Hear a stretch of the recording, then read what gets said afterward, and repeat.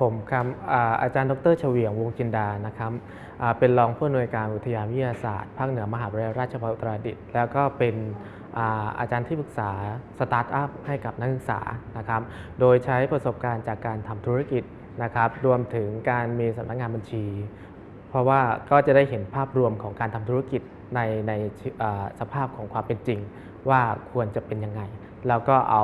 ประสบการณ์เหล่านั้นมาให้คำปรึกษากับนักศึกษาสตาร์ทอัพเริ่มต้นในการที่เข้าโครงการสตาร์ทอัพนะครับก็สืบเนื่องมาจากโครงการของกระทรวงวิทยาศาสตร์และเทคโนโลยีสำนักงานนวัตกรรมแห่งชาติได้มีโครงการร่วมกับธนาคารออมสินนะครับเปิดโอกาสให้นักศึกษาเข้าร่วมในการขายไอเดียนะครับเพื่อเป็นนักธุรกิจ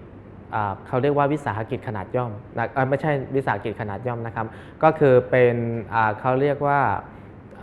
วิสาหกิจเริ่มต้นนะครับหรือผู้ประกอบการรายใหม่ที่เพิ่งเริ่มทำธุรกิจ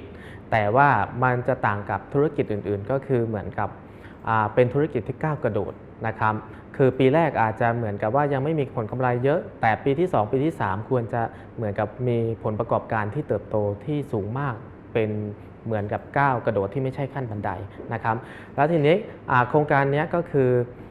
ก็จะเป็นโครงการที่ให้นักศึกษากับอาจารย์ร่วมกันในการคิดไอเดียที่เป็นนวัตกรรมในการทำธุรกิจนะครับเพราะว่าในปัจจุบันนี้คือการทำธุรกิจเนี่ยคือเราจะมีเฉพาะไอเดียในการว่าขายของอะไรก็ได้เหมือนเดิมไม่ได้แล้วคือทุกสิ่งทุกอย่างถ้าหากว่าขาดนวัตกรรมหรือเทคโนโลยี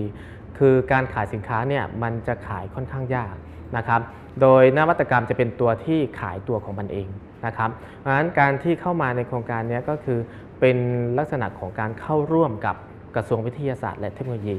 และสำนักงานนวัตกรรมแห่งชาตินะครับโดยที่เป็นการร่วมให้คำปรึกษากับเด็กนะครับในโครงการครับณปัจจุบันนี้นะครับคือมหาวิทยาลัยเนี่ยนอกจากที่เราจะมุ่งเน้นทางด้านทฤษฎีให้กับเด็กแล้วนะครับในด้านของการปฏิบัติโดยเฉพาะการที่พัฒนาตัวเด็กให้เป็นผู้ประกอบการอันนี้มีความสำคัญมากเพราะการเรียนการสอนณปัจจุบันนี้ถ้าหากว่าเด็กได้เฉพาะทฤษฎีการที่เขาไปปฏิบัติจริงเนี่ยคือเราจะเห็นได้ว่าเด็กที่จบไปแล้วอาจจะทำงานไม่ได้เลยหรือไม่สามารถที่จะประกอบธุรกิจได้ด้วยตนเองได้ดังนั้นการที่ในสถานศึกษาเนี่ยคือโดยเฉพาะที่มหาวิทยาลัยราชภัฏอุตรดิตถ์นะครับเราเน้นมาที่การที่เป็นมหาวิทยาลัยแห่งการประกอบการดังนั้นในการเรียนการสอนในแต่ละสาขาวิชาจะใช้ตัวสตาร์ทอัพเนี่ยครับไปสอดแทรกนะครับในการพัฒนาตัวเด็กให้มี mindset หรือมีแนวคิดที่เป็นผู้ประกอบการในแต่ละรายวิชานะครับซึ่งถ้าหากว่าเขาเรียนในสาขาวิชาชีพใดๆแล้วเนี่ยเขาไม่จำเป็นจะต้องเข้าสู่สาขาวิชาชีพนั้นโดยตรงก็ได้อาจจะมีเด็กที่ตกหล่นที่ไม่สามารถเข้าสู่วิชาชีพได้เขาก็สามารถที่จะใช้ตัวสตาร์ทอัพเนี่ยครับคือเขามีแนว mindset แล้วเขาก็สามารถเอา mindset ตัวนี้ไปพัฒนาเป็นผู้ประกอบการได้ในอนาคตหลังจากที่เขาจบการศึกษาแล้วนะครับปัจจัยนะครับก็คือจะย้อนกลับไปที่ mindset นะครับ mindset สำคัญมากเพราะว่าถ้าหากว่านักศึกษาหรืออาจารย์ที่อยู่ในโครงการสตาร์ทอัพคือไม่มีระบบที่เป็น systematic เกี่ยวกับสตาร์ทอัพจริงๆว่าเราจะต้องเริ่มต้นจากตรงไหนและกระบวนการที่อยู่ระหว่างการเริ่มต้นจนถึงกระบวนการสุดท้ายของการทำธุรกิจอันนี้คือเขาจะมองภาพไม่ออกครับว่าการทำธุรกิจจริงๆมันจะต้องมีปัญหามีการแก้ปัญหาในช่วงระหว่างการประกอบธุรกิจดังนั้น mindset สำคัญมากนะครับการมี mindset ในที่นี้ก็คือเราเป็นลักษณะของการที่มีจุดเริ่มต้นยังไงกระบวนการระหว่างทางเราจะจัดการยังไงและปลายทางเมื่อเราเจอปัญหาแล้วเราจะปรับปรุงหรือพัฒนาคุณภาพของผลิตภัณฑ์หรือสินค้าที่ให้บริการกับลูกค้าเรายังไงนะครับเพราะฉะนั้นปัจจัยสำคัญมากๆนะครับคือตัวแรกคือ mindset ตัวที่2เลยเนี่ยก็คือนอกจากจะมี mindset แล้วนะครับคือเขาจะต้องมีแนวคิดที่เป็น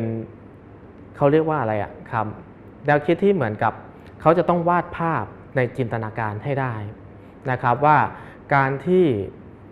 ระบบความคิดเขามีแล้วแต่ในสภาพความเป็นจริงมันไม่ได้เป็นแบบนั้น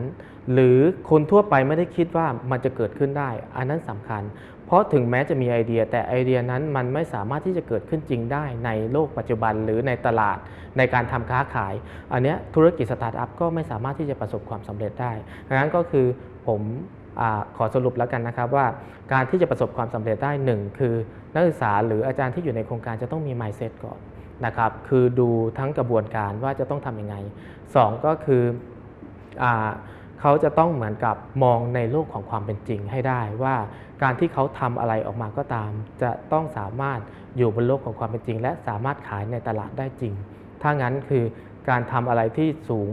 มากๆหรือใช้เทคโนโลยีมากๆแต่ในชีวิตปัจจุบันในชีวิตประจำวันคือไม่มีใครใช้สตาร์ทอัพธุรกิจนี้ก็ไม่สามารถจะประสบความสำเร็จได้ครับ